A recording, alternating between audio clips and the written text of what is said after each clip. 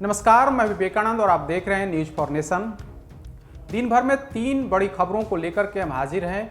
आज हम चर्चा करेंगे क्या बिहार में मुख्यमंत्री नीतीश कुमार एक बार फिर से शराब को चालू करेंगे। शराब कारोबारियों की सूचना दे जेल जाने से बचने के निर्णय के बाद यह सवाल तेजी से तैर रहा है। दूसरी जो बड़ी खबर है, क्या आरसीपी सिंह के अभियान की हवा निकल गई। सीएम नीतीश के जन्मदिन पर आरसीपी सिंह ने नहीं शुरू किया अभियान। 11 फरवरी को केंद्रीय मंत्री ने 1 साल तक अभियान चलाने का किया था ऐलान। और तीसरी जो बड़ी खबर है कि शरद यादव के सपने को तेजस्वी यादव साकार करेंगे। नेता प्रतिपक्ष राजद का कुनबा बढ़ाने में जुटे हैं। पहले देवेंद्र यादव से मिले और आज दिल्ली में शरद यादव से मुलाकात की है। तो ये 3 बड़ी खबरें हैं, तीनों के बारे में हम आपको विस्तार से बताएंगे। सबसे पहले बिहार की शराबबंदी पर हम चर्चा करेंगे। कल नीतीश सरकार यानी कि मद्य निषेध विभाग की तरफ से एक आदेश आया कि अब वैसे लोगों को, वैसे शराबियों को अब जेल नहीं भेजा जाएगा जो शराब कारोबारियों या शराब माफियाओं को सूचना देंगे। यानी कि अगर आप शराब पिए हुए हैं और आपने कहाँ से शराब पी, किससे शराब मंगवा करके आपने शराब पी, अगर यह जानकारी पुलिस को या मद्य निषेध विभाग को देते हैं तो आपको राहत मिलेगी, आपको जेल नहीं भेजा जाएगा। मद्य निषेध विभाग के इस फरमान के बाद या यूं कहें इस आदेश के बाद इसकी समीक्षा शुरू हो गई है। कानून के जानकारों ने कहा है कि इस तरीके के आदेश का और मिसयूज होगा, यानी कि दुरुपयोग होगा पुलिस की तरफ से या फिर मद्य निषेध इकाई की तरफ से। वहीं राजद ने कहा है कि यह नीतीश कुमार का शराब खोलने को लेकर के यह पहला कदम है। कल जिस तरीके से सरकार की तरफ से यह बात सामने आई, उसके बाद बिहार का राजनीतिक में चर्चा तेज हो गई। क्या एक बार फिर से मुख्यमंत्री नीतीश कुमार अपने निर्णय में बदलाव करेंगे? क्या एक बार फिर से वे शराबबंदी है उस शराबबंदी में कहीं ना कहीं उसमें बदलाव करेंगे? राजद की तरफ से कहा गया है, राजद के प्रवक्ता शक्ति यादव ने कहा कि नीतीश कुमार ने पहले घर घर गांव गांव तक शराब पहुंचा दिया। जब शराब की दुकानें प्रखंड लेवल या अंचल लेवल पर होती थी, लेकिन नीतीश कुमार जब सत्ता में आए तो इन्होंने गांव गांव में शराब का ठेका दे दिया, शराब की दुकानें खुलवा दी। उसका नतीजा क्या हुआ कि गांव गांव में हर घर में लोग शराब पीने लगे, बाप बेटा शराब पीने लगे, क्योंकि शराब की उपलब्धता हर जगह हो गई। इसके बाद नीतीश कुमार की नींद खुली और 2016 में इन्होंने शराबबंदी कानून लागू कर दिया। उस समय से वे लगातार शराब नहीं पीने को लेकर के अभियान चला रहे हैं।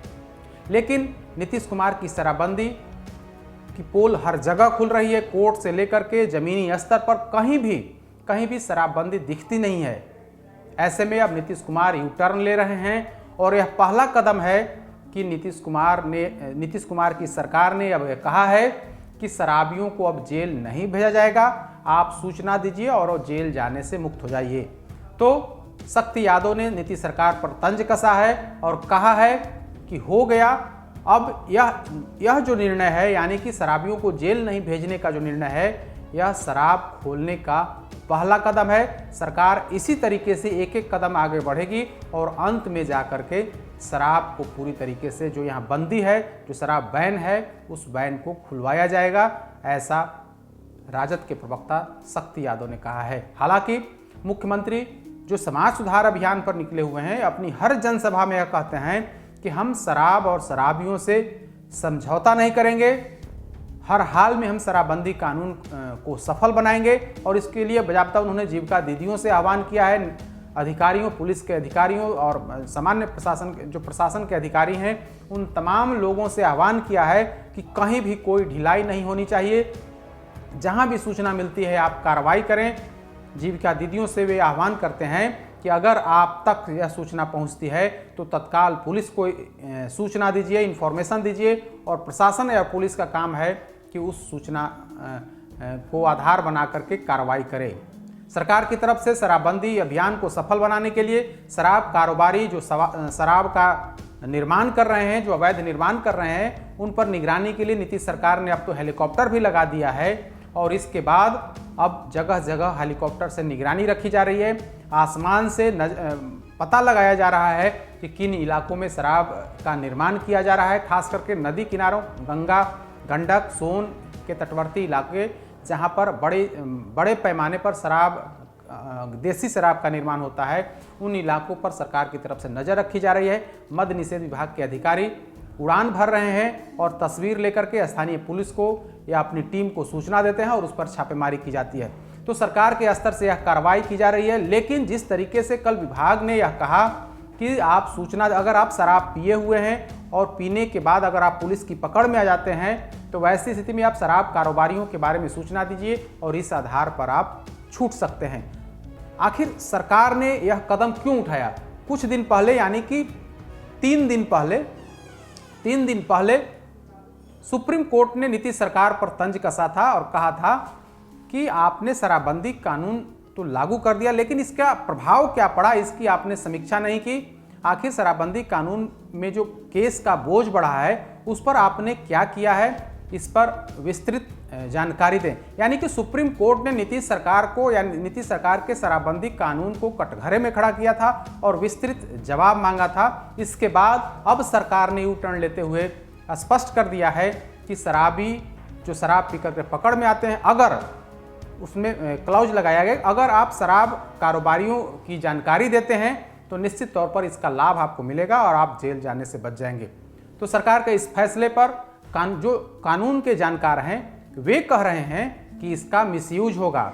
इस आधार पर अगर कोई शराबी पुलिस की पकड़ में आता है, अगर वो शराब कारोबारियों के बारे में सूचना देता है तो निश्चित तौर पर शराब कारोबारी चूंकि वो ताकतवर हो गए हैं, वैसी स्थिति में उन पर हमला कर सकते हैं, उनको प्रताड़ित कर सकते हैं, उनको गलत केस में फंसवा सकते हैं। वहीं कुछ वैसे लोग भी हैं जो अपने दुश्मन को इस हथियार के बहाने उनको साधने की कोशिश करेंगे, यानी कि उनको फंसाने का काम करेंगे। तो कानून के जो जानकार हैं, जो वकील हैं, उनका साफ कहना है कि इसका काफ़ी दुरुपयोग होगा। यह जो सरकार की तरफ से या मद्य निषेध विभाग की तरफ से यह जो नियम लाया गया है, कहीं ना कहीं इसका निगेटिव असर होगा और सरकार को इसमें सोचने की ज़रूरत है। दूसरी खबर की हम बात करेंगे। मुख्यमंत्री नीतीश कुमार का आज जन्मदिन है। 1 मार्च को जेडीयू विकास दिवस के रूप में मना रही है। 11 फरवरी को नीतीश कुमार के खास और केंद्रीय मंत्री आरसीपी सिंह ने ऐलान किया था कि हमारे नेता यानी कि नीतीश कुमार के जन्मदिन पर 1 साल तक, यानी कि 1 मार्च से अभियान शुरू होगा। हम लोग गांव-गांव जाएंगे, पंचायत लेवल पर कार्यक्रम करेंगे, घर घर जाकर के लोगों को नीतीश कुमार के कार्यकाल में जो विकास के काम हुए हैं और फिर प्रधानमंत्री नरेंद्र मोदी के कार्यकाल में जो काम हुए हैं उनको बताएंगे। हम जन जन तक जाएंगे और इसके बाद हम उन लोगों को पार्टी से जोड़ेंगे। पिछली दफ़ा हम लोगों ने 2 लाख लोगों को जोड़ा था, इस बार 4 लाख लोगों को हम पार्टी से जोड़ने का काम करेंगे। उन्होंने कहा था कि मेरे नेतृत्व में पूरे बिहार में 1 साल तक अभियान चलेगा। हालांकि आरसीपी सिंह के इस ऐलान के बाद जेडीयू के राष्ट्रीय अध्यक्ष ललन सिंह ने साफ कर दिया था कि अभी संगठन विस्तार या फिर संगठन को लेकर के या जो सदस्यता अभियान है उसको लेकर के कहीं कोई बातचीत नहीं है, इसमें अभी समय है। आरसीपी सिंह ने किस तरीके का ऐलान किया है वे ही जाने। पार्टी के स्तर पर इस तरीके की अभियान के बारे में कोई जानकारी नहीं है। जहां तक संगठन की बात है या फिर सदस्यता अभियान की बात है तो उसको लेकर के हमारे प्रदेश के अध्यक्ष उमेश कुशवाहा काम कर रहे हैं।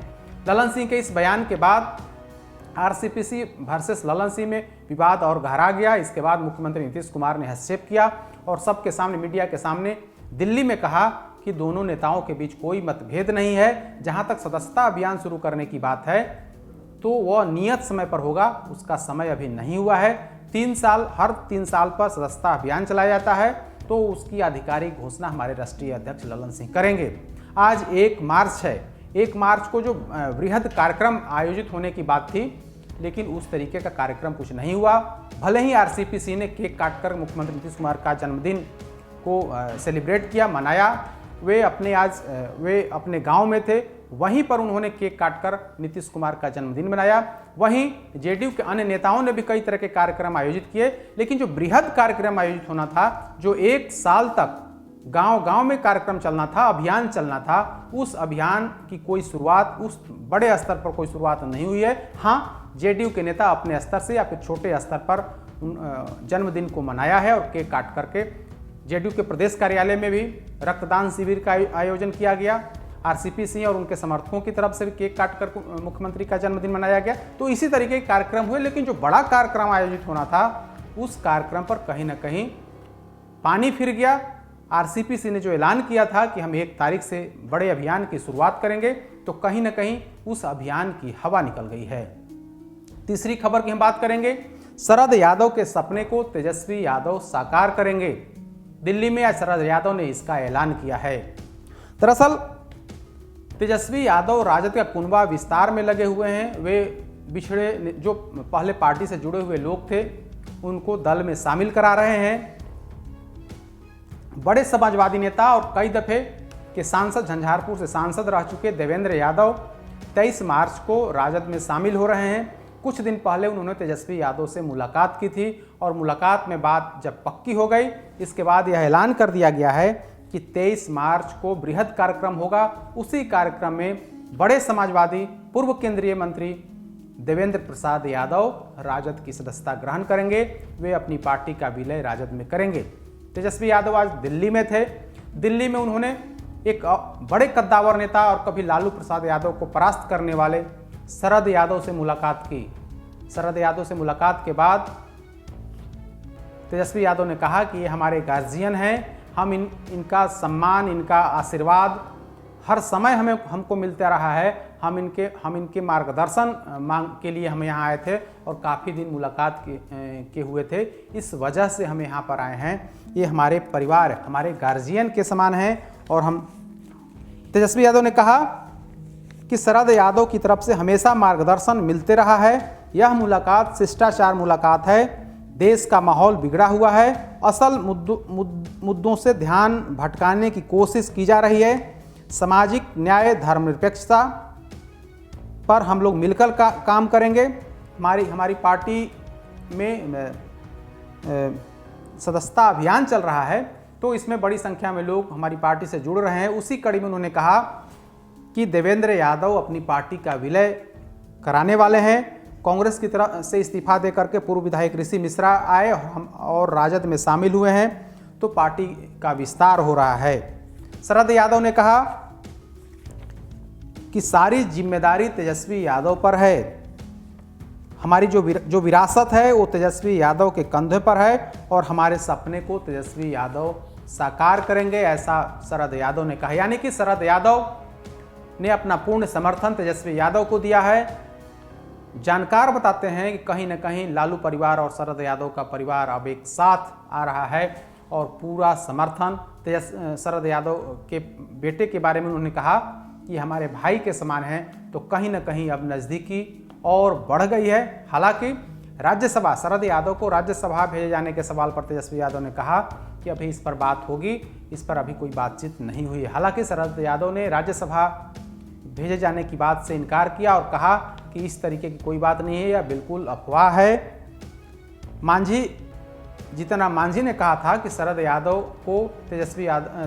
को राज्यसभा भेजने के लिए तेजस्वी यादव आगे आएं।